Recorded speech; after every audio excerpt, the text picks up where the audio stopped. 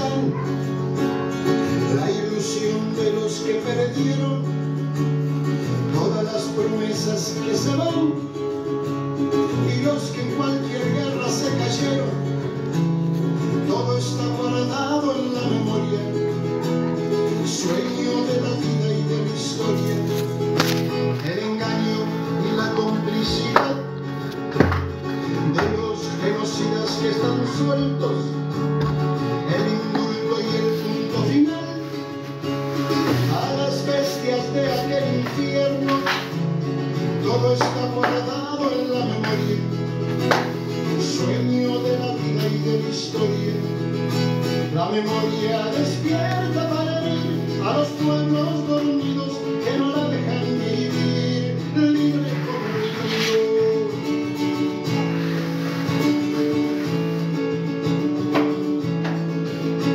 Los desaparecidos que se buscan con el color de sus nacimientos, el hambre y la abundancia que se juntan, el maltrato con su mal recuerdo.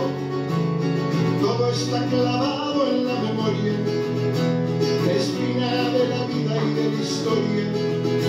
2000 comerían por un año con lo que cuesta un minuto militar. ¿Cuántos dejarían de ser esclavos por el precio de una bomba al mar? Todo está clavado en la memoria, espina de la vida y de la historia. La memoria pincha hasta sangrar a los pueblos que la amarran y no la dejan andar libre como el viento. Bueno, vamos a leer el libro Nunca Más, informe de la Comisión Nacional sobre la Desaparición de Personas. Con tristeza, con dolor, hemos cumplido la misión que nos encomendó en su momento el presidente constitucional de la República. Esa labor fue muy ardua, porque debimos recomponer un tenebroso rompecabezas después de muchos años de producidos los hechos, cuando se han honrado deliberadamente todos los rastros, se ha quemado toda documentación y hasta se han demolido edificios. Las grandes calamidades son siempre aleccionadoras. Y sin duda, el más terrible drama que en toda su historia sufrió la nación durante el periodo que duró la dictadura militar iniciada en marzo de 1976, servirá para hacernos comprender que únicamente la democracia es capaz de preservar a un pueblo de semejante horror, que solo ella puede mantener y salvar los sagrados y esenciales derechos de la criatura humana. Únicamente si podremos estar seguros de que nunca más en nuestra patria se repetirán los hechos que nos han hecho trágicamente famosos en el mundo civilizado. Del prólogo del informe. La Comisión Nacional sobre la Desaparición de Personas fue creada por decisión del presidente de la República, doctor Raúl Alfonsín, el 15 de diciembre de los dolorosos hechos producidos en el país como consecuencia de la acción represiva desatada por el régimen militar inaugurado en 1976. Recibir las denuncias correspondientes sobre desaparición y secuestro de personas ocurrido en ese periodo y producir un informe acerca de su trabajo. La comisión eligió como presidente al escritor Ernesto Sabato y estuvo integrada por Magdalena Ruiz Guiñazú, Ricardo Colombre, René Favaloro, renunciante, Hilario Fernández Long, Carlos T. Gattioni, Gregorio Klimboski, Marshall T. Meyer, Jaime Fede Nevares, Eduardo Rabós y los diputados nacionales como Santiago M. López, Hugo D. Piusil, Horacio H. Huartel. Los secretarios de la comisión fueron Graciela Fernández Meijide, Daniel Salvador, Raúl Aragón, Alberto Mazú y Leopardo Silgueira. La comisión entregó su informe al presidente de la República el 20 de septiembre de 1984 y dio por cumplida su misión. Este libro incluye ese informe en su integridad. Vamos a leer el libro Nunca Más, porque lo quería leer hace bastante y bueno, ahora lo vamos a leer.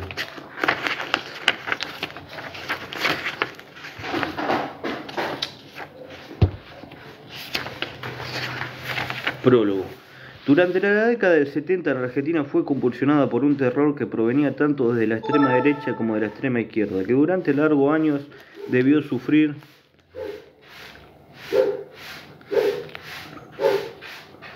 debió sufrir, fenómeno que ha ocurrido durante la década del 70. La Argentina fue convulsionada por un terror que provenía tanto desde la extrema derecha como de la extrema izquierda, fenómeno que ha ocurrido en muchos países. Así aconteció en Italia, que durante largos años debió sufrir la despiadada acción de las formaciones fascistas, de las Brigadas Rojas y de grupos similares.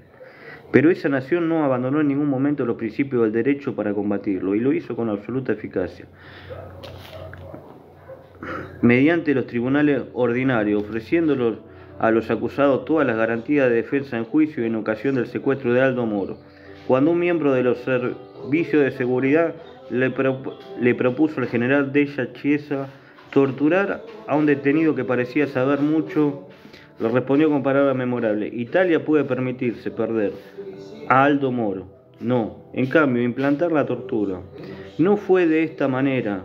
En nuestro país, a los delitos de los terroristas, las Fuerzas Armadas respondieron con un terrorismo infinitamente peor que el combatido, porque desde el 24 de marzo de 1976 contaron con el poderío y la impunidad del Estado absoluto, secuestrando, torturando y asesinando a miles de seres humanos.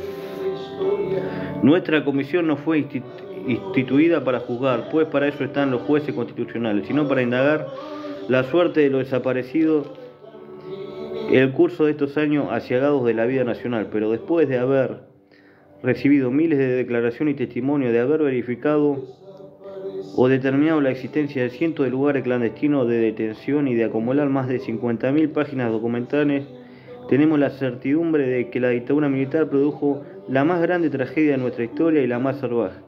Y si bien debemos esperar de la justicia la palabra definitiva, no podemos callar ante lo que hemos oído, leído y registrado.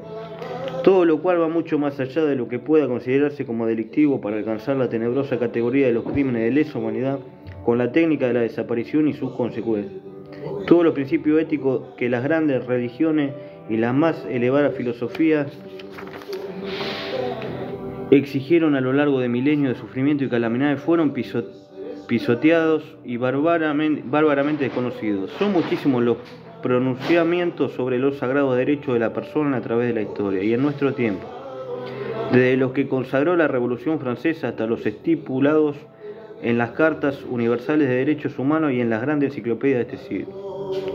Todas las naciones civilizadas, incluyendo la nuestra propia, estatuyeron en sus constituciones garantías que jamás pueden suspenderse, ni aun en lo más catastrófico estado de emergencia: el derecho a la vida, el derecho a la integridad personal, el derecho a proceso, el derecho a no sufrir condiciones inhumanas de detención, negación de la justicia o ejecución sumaria. De la enorme documentación recogida por nosotros se infiere que los derechos humanos fueron violados en forma orgánica y estatal por la represión de las Fuerzas Armadas, y no violados de manera esporádica sino sistemática, de manera siempre la misma, con similares secuestros e idénticos tormentos en toda la extensión del territorio. ¿Cómo no atribuirlo a una metodología del terror planificada por los altos mandos? ¿Cómo podrían haber sido cometidos por perversos que actuaban por su sola cuenta bajo un régimen rigurosamente militar, con todos los poderes y medios de información que esto supone? ¿Cómo puede hablarse de excesos individuales?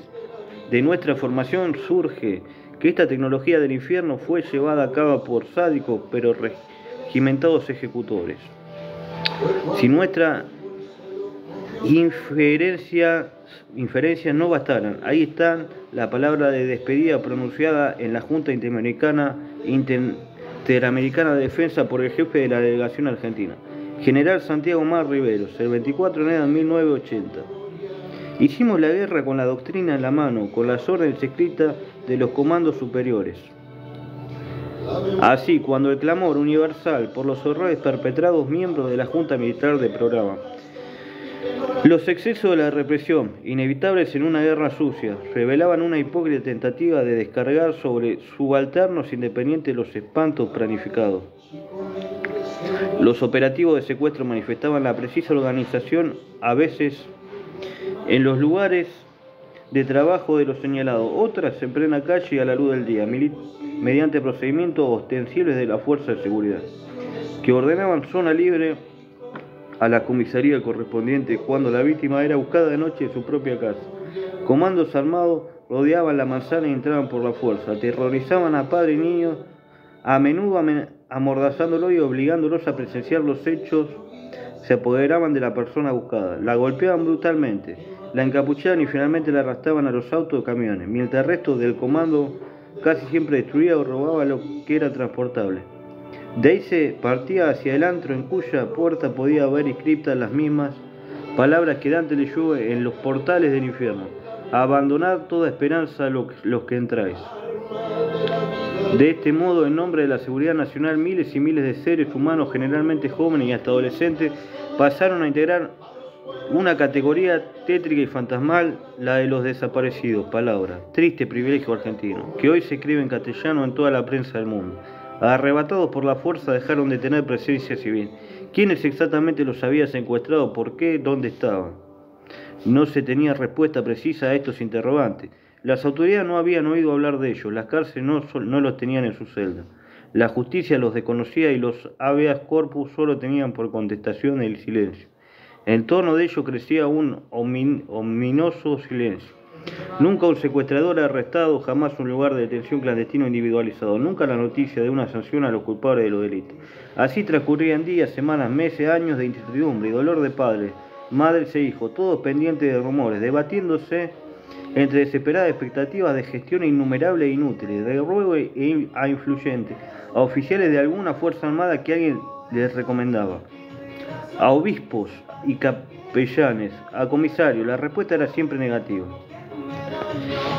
En cuanto a la sociedad, iba arraigándose la idea de la desprotección, el oscuro temor de que cualquiera, por inocente que fuese, pudiese caer en aquella infinita casa de bruja, apoderándose de unos el miedo sobrecogedor y de otros una tendencia consciente o inconsciente a justificar el horror. Por algo será, se murmuraba en voz baja, como queriendo así propiciar a los terribles e inescrutables dioses, mirando como apestado a los hijos o padres del desaparecido. Sentimientos, sin embargo, vacilantes, porque se sabía de tanto que habían sido tragados por aquel abismo sin fondo, sin ser culpable de nada, porque la lucha contra los subversivos, con la tendencia que tiene toda casa de bruja o de endemoniados, se había convertido en una represión demencialmente generalizada, porque el epíteto de subversivo tenía un alcance tan vasto como imprevisible. En el delirio semántico, encabezado por calificaciones como marxismo-leninismo, y apátridas, materialistas y ateos, enemigos de los valores occidentales y cristianos, todo era posible. Desde gente que propiciaba una revolución social hasta adolescentes sensibles que iban a la Villa Miseria para ayudar a sus moradores. Todos caían en la redada. Dirigentes sindicales que luchaban por una simple mejora de salarios, muchachos que habían sido miembros de un centro estudiantil, periodistas que no eran adictos a la dictadura, psicólogos y sociólogos por pertenecer a profesiones sospechosas, jóvenes pacifistas, monjas y sacerdotes que habían llevado las enseñanzas de Cristo a barriadas miserables, y amigos de cualquiera de ellos, y amigos de esos amigos, gente que había sido denunciada por venganza personal y por secuestrados bajo tortura, todos, en su mayoría inocentes de terrorismo o siquiera de pertenecer a los cuadros combatientes de la guerrilla,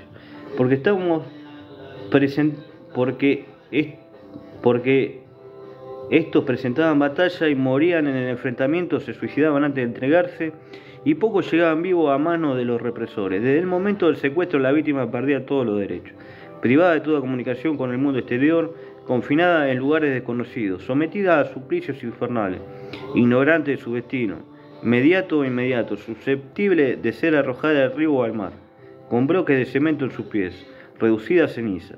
Seres que sin embargo no eran cosas, sino que conservaban atributos de la criatura humana, la sensibilidad para el tormento, la memoria de su madre o de su hijo o de su mujer, la infinita vergüenza por la violación en público. Seres no solo poseídos por esa infinita angustia y ese supremo pavor, sino, y quizás por eso mismo, guardando en algún rincón de su alma alguna descabellada esperanza. De estos desamparados, muchos de ellos apenas adolescentes, de estos abandonados por el mundo, hemos podido constatar cerca de 9.000, pero tenemos todas las razones para suponer una cifra más alta, porque muchas familias vacilaron en negociar los secuestros por temor a represalia, y aún vacilan, por temor a un surgimiento de esta fuerza del mal, con tristeza, con dolor, hemos cumplido la misión que nos encomendó en su momento el presidente constitucional de la República. Esa labor fue muy ardua porque debimos recomponer un tenebroso rompecabezas deliberadamente todos los rastros. Se han quemado toda documentación y hasta se han demolido edificios. Hemos tenido que besarnos, pues, en las denuncias de los familiares, en las declaraciones de aquellos que pudieron salir del infierno y aún en los testimonios de represores que por oscuras motivaciones se acercaron a nosotros para decir lo que sabían. En el curso de nuestras indignaciones fuimos insultados y amenazados por los que cometieron los crímenes, quienes lejos de arrepentirse vuelven a repetir las consabidas razones de la guerra sucia, de la salvación de la patria y de sus valores occidentales y cristianos, valores que precisamente fueron arrastrados por ellos entre los muros sangrientos de los antros de represión, y nos acusan de no propiciar la reconciliación nacional, de activar los odios y el resentimiento, de impedir el olvido, pero no es así. No estamos motivados por el resentimiento ni por el espíritu de venganza.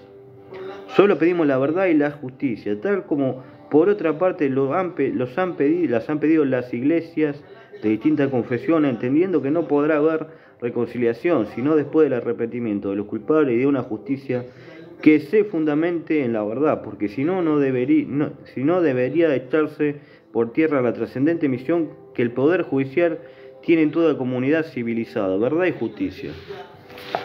Por otra parte, que permitirán vivir con honor a los hombres de las Fuerzas Armadas que son inocentes y que, de no procederse así, correrían el riesgo de ser ensuciados por una incriminación global e injusta, verdad y justicia, que permitirán a esa fuerza considerarse como auténticas herederas de aquellos ejércitos que con tanta heroicidad como pobreza llevaron la libertad a medio continente. Se nos ha acusado, en fin, de denunciar solo una parte de los hechos sangrientos que sufrió nuestra nación en los últimos tiempos, silenciando lo que cometió el terrorismo que procedió a marzo de 1976, y hasta de alguna manera hacer de ellos una tortuosa exaltación. Por el contrario, nuestra comisión ha repudiado siempre aquel terror, y lo repetimos una vez más en estas mismas páginas. Nuestra misión no era la de investigar sus crímenes, sino estrictamente la suelta y corrida por los desaparecidos, cualesquiera que fueran, proviniesen de uno o del otro lado de la violencia. Los familiares de las víctimas del terrorismo anterior no lo hicieron, seguramente porque ese terror produjo muertes, no desaparecidos. Por lo demás, el pueblo argentino ha podido escuchar y ver cantidad de programas televisivos y leer infinidad de artículos en diarios y revistas, además de un libro entero publicado por el gobierno militar, que enumeraron, describieron y condenaron minuciosamente los hechos de aquel terrorismo. Las grandes calamidades son siempre aleccionadoras, y sin duda el terrible drama que en toda su historia sufrió la nación durante el periodo que duró la dictadura militar, iniciada en marzo de 1976, servirá para hacernos comprender que únicamente la democracia es capaz de preservar a un pueblo de semejante horror, que solo ella puede mantener y salvar los sagrados y esenciales derechos de la criatura humana. Únicamente así podremos estar seguros de que nunca más en nuestra patria se repetirán hechos que nos han hecho trágicamente famosos en el mundo civilizado. Advertencia. Los casos que se mencionan en el presente informe surgen del aporte testimonial y documental recibido, habiendo sido seleccionados con la sola intención de fundamentar y ejemplificar la exposición, la que a su vez resulta de la totalidad del material reunido, es decir, de la palabra de testigo directo de estos hechos. No se excluye la posibilidad de algún error, ni se descarta la existencia de muchos otros casos que pudieran ser más ilustrativos para cumplir esa finalidad. Respecto de las personas que aparecen nombradas por las funciones que desempeñaron o incluidas ocasionalmente en la transcripción de testimonios que las involucran en hechos que puedan ser configurativos de delitos, esta Comisión Nacional no le asigna la responsabilidad que la referencia del caso pudiera surgir, en tanto carece de facultades para ello y en razón de qué facultad es primativa del Poder Judicial en el ordenamiento constitucional argentino. Capítulo 1. La acción represiva. Introducción general. Muchos de los episodios aquí reseñados resultarán de difícil credibilidad. Es que los hombres y mujeres de nuestro pueblo solo han conocido horrores semejantes a través de crónicas de otras latitudes. La enormidad de lo acontecido, la transgresión a los fundamentos mismos de la especie, provocará todavía aquel, ¿será cierto?, con que algunos intentaban sustraerse el dolor y el espanto, pero también de la responsabilidad que nace del saber, del estar enterado, porque a ellos sigue inexorablemente de preguntarse cómo evitar que pueda repetirse, y la angustiante inquietud de advertir que víctima y victimario fueron nuestros contemporáneos, que la tragedia tuvo a nuestro suelo por escenario y quienes así afrentaron nuestra historia no ofrecen todavía actos o palabras de confiable arrepentimiento. Asume esta comisión la tremenda y necesaria responsabilidad de afirmar, concluida esta primera investigación, que todo cuanto sigue efectivamente sucedió, más allá de los pormenores de algunos de estos sucesos, individualmente considerados, de cuya existencia solo pueden dar fehaciente testimonio quienes fueron sus directos protagonistas. Pero meses y meses de escuchar denuncias, testimonios, confecciones, de examinar documentos, de inspeccionar lugares y realizar cuanto estuvo a nuestro alcance para arrojar luz sobre tan estremecedores acontecimientos, nos autorizan a observar que existió una metodología represiva concebida para producir actos y situaciones como los que en adelante se informarán, cuya secundancia, secuestro, desaparición, tortura será analizada en los capítulos siguientes. Cada uno de los testimonios incluidos bien pudo haber sido seleccionado al azar entre los miles de legajos que contienen relatos similares. Los incorporaba a este informe son solo ínfima muestra del copioso material hasta ahora reunido. Cualquiera de ellos por sí solo permitiría formular la misma condena moral a la que arriba esta comisión, pero es su pluralidad pródiga en referencias semejantes y convergentes, lo que cimenta incontratablemente nuestra certidumbre acerca de la existencia y puesta en práctica de tal metodología represiva. Los casos transcritos no son de aquello que constituyen exceso, ya que tales excesos no existieron si se entiende por ello la comisión de actos aislados, particularmente aberrantes. Es que todo el sistema, toda la metodología desde su ideación constituyó al gran exceso. Lo aberrante fue práctica común y extendida, los actos especialmente atroces. Se cuentan por militares, son los normales. Se ha dicho reiteradamente que aquellos miembros de la fuerza de seguridad incurrieron en exceso durante la lucha antisubversiva fueron oportunadamente enjuiciados a iniciativa de las autoridades de dicha fuerza. Esta comisión desmiente rotundamente tal aserto, toda vez que de la información obtenida hasta el momento no surge que miembro alguno de la fuerza de seguridad haya sido procesado por estar involucrado en la desaparición de personas o por la aplicación de tormentos o por la muerte de detenidos alojados en los centros clandestinos de detención. Las autoridades militares del proceso de reorganización nacional denominado en exceso a los delitos perpetrados por efectivos militares o policiales con fines particulares, sin autorización de sus superiores, al margen de accionar represivo. Como se verá más adelante, homicidios, violaciones, torturas, extorsiones, saqueos y otros graves delitos quedaron impunes cuando se perpetraron en el marco de la persecución política e ideológica desatada en esos años, el secuestro. Si bien constan en los archivos de la CONADEP denuncias acerca de aproximadamente 600 secuestros que se habrían producido antes del golpe militar del 24 de marzo de 1976, es a partir de ese día que son privadas ilegítimamente de su libertad decenas de miles de personas de todo el país, 8.960, de las cuales continúan desaparecidas al día de la fecha. La metodología empleada fue ensayada desde antes de asumir el gobierno militar operativo Independencia en Tucumán. Se distingue de los métodos empleados por otros países por la total clandestinidad en que se obraba, la detención de personas seguida de su desaparición y pernitas negativa oficial a reconocer la responsabilidad de los organismos intervinientes. Su periodo de aplicación es prolongado, abarca a toda la nación y no se limita a los grandes centros urbanos. Las estadísticas elaboradas en base a los testimonios recibidos arrojaron los siguientes porcentajes. Personas detenidas ante testigos que continúan en condición de desaparecidos. Feliz día para todos los trabajadores. Detenido en su domicilio ante testigos 62%. Detenido en la vía pública 24,6%. Detenido en lugares de trabajo 7%. Detenido en lugares de estudio 6%. Desaparecidos que fueron secuestrados en dependencias militares, penales o policiales, estando legalmente detenidos en esos establecimientos 0,4%. incursión de los secuestradores o patota en los domicilios, nocturnidad, anonimato.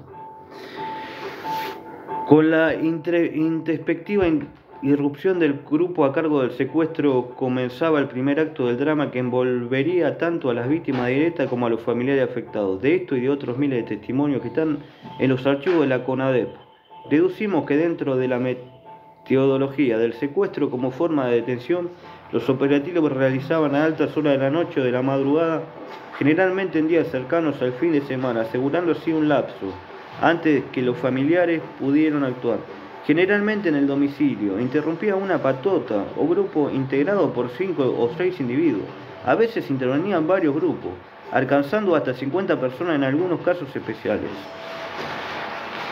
Los integrantes de la patota iban siempre provistos de un voluminoso arsenal absolutamente desproporcionado respecto de la supuesta peligrosidad de sus víctimas. Con armas cortas y largas amedrentaban tanto a esta como a sus familiares y vecinos. Previo al arribo de la patota, solía producirse en algunos casos el apagón o corte del suministro eléctrico en la zona en que se iba a realizar el operativo. La cantidad de vehículos que intervenían variaba, ya que en algunos casos se empleaban varios autos particulares, generalmente sin chapa patente, en otros contaban con el apoyo de fuerzas regulares. Las que podían estar uniformadas en camión o camioneta, identificables como pertenecientes a una de las tres fuerzas y en algunos casos helicópteros que sobrevolaban la zona del domicilio de las víctimas. La intimidación y el terror no solo apuntaba a inmovilizar a las víctimas en su capacidad de respuesta ante la agresión, estaban dirigidos también a lograr el mismo propósito entre el vecindario. Así, en muchos casos se interrumpió el tráfico, se cortó el suministro eléctrico, se utilizaban megáfonos, reflectores, bombas, granadas, en desproporción con las necesidades del operativo. En el legajo número 3860, obra de la denuncia de desaparición de Alberto Santiago Punichón, en las siguientes circunstancias. El 24 de marzo de 1976, a las 12:30 de la noche, penetraron por la fuerza en nuestro domicilio de Villa Rivera Indarte, en la provincia de Córdoba, personas uniformadas con armas largas, quienes se identificaron como del ejército, junto con personas, libros, objetos de arte, junto con personas jóvenes vestidas con ropa deportiva. Nos encañonaron y comenzaron a robar uniformados. No hablaban entre ellos, sino que comunicaban mediante chasquido de los dedos. El saqueo duró más de 2 horas. Previamente se produjo un apagón en las calles cercanas a nuestro domicilio. Mi esposo, que era criminalista, mi hijo David y yo fuimos secuestrados. Yo fui liberada al día siguiente. Luego lo que fue mi hijo, quien estuvo detenido en el campo La Ribera, nuestra casa quedó totalmente destruida. El cadáver de mi esposo fue hallado con 7 impactos de bala en la garganta. Lucio Ramón Pérez Temperley, provincia de Buenos Aires. Legajo número 1919 relata del siguiente modo el activo de secuestro a cara descubierta en la capital federal y en otros grandes centros urbanos. Su anonimato estaban garantizando por los millones de rostros de la ciudad. En la provincia donde su identificación era más probable, dado que algunos de los secuestradores podrían ser vecinos de la víctima, debían disimular sus facciones. Es así que se presentaba usando pasamontañas, capucha, peluca, bigote postizo, anteojo, etc. En el único lugar donde esta regla no se cumplió totalmente fue en la provincia de Tucumán, donde el aparato represor actuaba con la mayor impunidad y la población se hallaba más indefensa y expuesta a su acción. María Angélica Batallán, provincia de Tucumán, legajo número 5794, relata del siguiente modo el secuestro de su hijo Juan de Dios Gómez. El 10 de agosto de 1976, a las 6 de la tarde, un grupo de militares al mando del teniente Flores, que andaban en una camioneta, detuvieron a mi hijo en el ingenio Santa Lucía, en la despensa donde trabajaba. Después me lo trajeron para la casa. Ahí nos amenazaron a mí y al padre. Revisaron todo. Después se fueron con mi hijo y no tuvimos más noticias de él. Bueno, bastante fuerte, ¿no? Lo que pasó. Luz verde o área liberada. Queda claro que cuando la patota o grupo de tarea debía efectuar un operativo, llevaba el permiso de luz verde. De esta manera, si algún vecino o encargado del edificio se ponía en contacto con la seccional de policía más próxima o con el comando radioeléctrico pidiendo sus intervenciones. Se le informaba que estaban al tanto del mismo pero que no podían actuar. Para trasponer una jurisdicción, bueno, se escucha gente.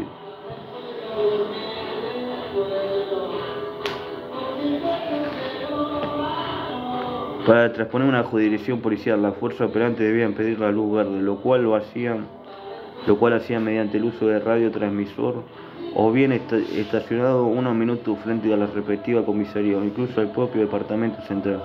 Adolfo Teo Campo, legajo número 1104, relata el siguiente modo el secuestro de su hija Selma Julia Ocampo. A las 2 de la madrugada del 11 de agosto de 1976 penetraron en el edificio y derribaron la puerta del departamento de mi hija y se introdujeron en él. Otros hombres se quedaron vigilando el departamento. Este episodio fue presenciado desde el departamento de enfrente por el capitán de navío Guillermo Andreu, quien merced a un llamado telefónico logró que llegaran al lugar 2 camiones del ejército. Los 2 grupos se trabaron con un intenso tiroteo. Aún hoy pueden apreciarse los impactos en el frente. El tiroteo se detuvo cuando las fuerzas recién llegadas y a las órdenes del capitán ya citado pudieron oír a los victimarios gritar: "Tenemos zona liberada". Acorde a esto, se retiraron a las fuerzas, dejando actuar a los victimarios, quienes después de destruir y robar, se llevaron a Selma y una amiga, Inés Nocetti, ambas desaparecidas al día de la fecha. Secuestros en presencia de niños. Cuando había niños en la familia que era chupada, la represión procedió de distintas maneras.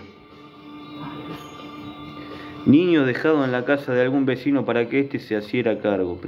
Primero, niños dejados en la casa de un vecino para que éste se hiciera cargo, hasta tanto llegara algún familiar de la víctima. Segundo, niños derivados a institutos de menores, que los entregaban a familiares o los cedían en adopción. Tercero, secuestro de los niños para su posterior adopción por algún represor. Cuarto, entrega directa por la desaparición de Simón Antonio Riquelo, legajo número 7143. La madre relata del siguiente modo el secuestro de su hijo. El 13 de julio de 1976, entre las 23 y 23:30 horas, golpearon fuertemente la puerta de mi domicilio en el barrio Belgrano, en esta capital. En ese momento me encontraba terminando de dar el pecho a mi hijo Simón. Forzaron la puerta y entraron 10 y 15 personas vestidas de civil, pero que se identificaron como miembros del ejército argentino y el ejército uruguayo. Uno de los oficiales se presentó como el mayor Gabazo, del ejército uruguayo. Encontraron material escrito del cual surgió que yo trabajaba por la causa de la libertad en Uruguay. Entonces comenzaron a torturarme e interrogarme. Cuando me sacaron de la casa les pregunté qué iba a ocurrir con el niño. Me responden que no debía preocuparme, que el niño se iba a quedar con ellos y que esta guerra no es contra los niños. Esa fue la última vez que vi a Simón y que tengo noticias de él. Bueno, muchos testimonios, ¿no? Voy a cargarle el celular porque se me está descargando. Llegamos hasta la página 20, después vamos a seguir leyendo. Voy a ponerle algo acá para saber por dónde estoy. Muy bueno, bastante complicado leer todo esto. Imagínense que es bastante jodido leer esto porque no es algo lindo, pero está bueno. Lo lindo es que tener historia, ¿no? Que sepamos la verdadera historia, ¿no? Porque nos quieren vender muchísimas historias que realmente no son la realidad, y la realidad fue complicada. Esa es la realidad, fue complicada, pero hay que saberla, hay que leerla para saber realmente cuál fue. Nada más que eso, nada más que eso. Después seguimos, chao.